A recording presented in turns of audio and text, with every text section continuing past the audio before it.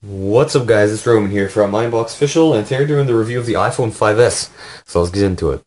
So this is the 16GB model and the gold model of the iPhone 5S. It comes in 3 different colors: black and gray, silver and white, or gold and white. This is like champagne colored gold. Looks pretty nice. Even the Apple logo is gold, if you can see that. At the front you got a 4-inch Retina display. It's an IPS LCD display.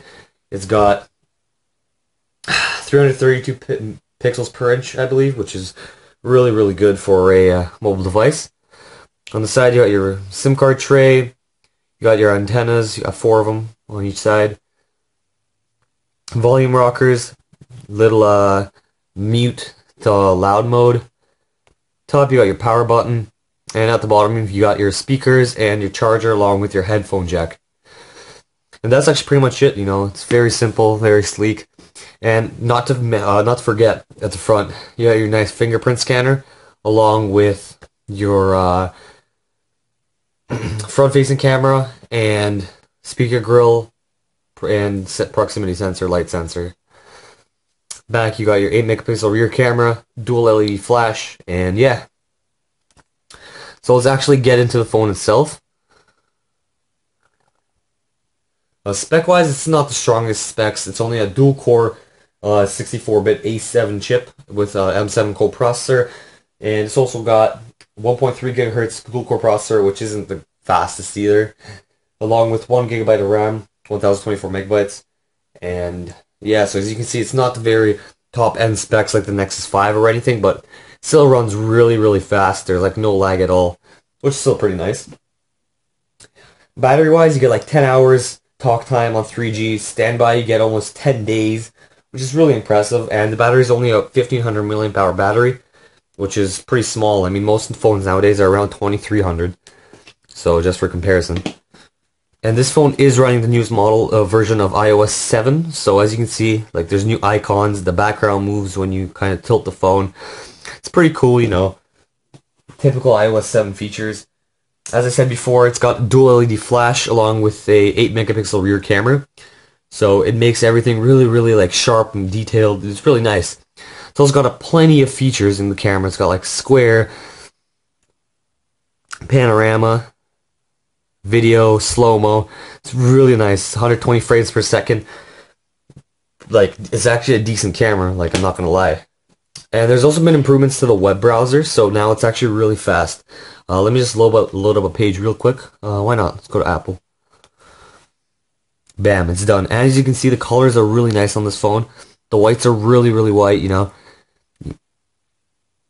No pixelation at all with the Retina display. You can't see any pixels. I'm zoomed in fully. It looks HD completely, which is nice. And by the way, the history was cleared, so... and the cache was cleared, so it didn't hold up anything. Let's load up ESPN. It's a pretty rich, heavy site, so it should load up a little bit slower. ESPN.co.com.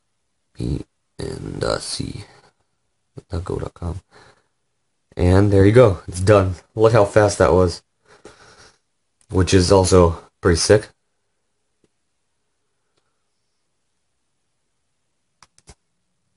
And with iOS 7, you got plenty of cool features. You know, you can pull down from here to get your notification center.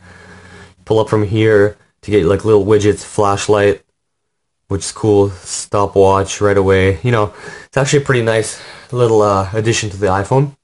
Let me load up a game real quick. I'll show you how fast everything loads on this device. We'll clear everything. And we'll load up Angry Birds.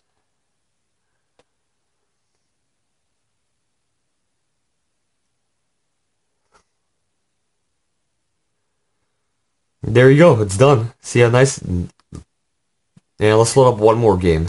Hold on. Fruit Ninja. There you go. So you could go straight into the game. It's really fast, really responsive. It's quite nice, to be honest. And overall, this one's pretty great. You know, it's a little small for me because I've been using Android for a really long time now.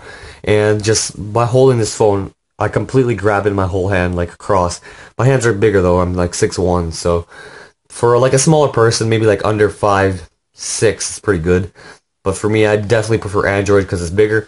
If the iPhone does come out in bigger sizes, then of course I'm going to get it, but for now, you know, it's just a little too small for me. You're not really used to it after you come back from Android. Also, as I said before, the fingerprint scanner also, it's a nice addition. It works pretty well. I mean, it's not really needed, but it still works. You just put your finger when you're at the lock screen and it pulls you right in. And by the way, this is a pentaband phone, so it works on all networks around the world, including Win Mobile and T-Mobile, you know, unlocked completely. Works with any network you want. Just plug your SIM card in.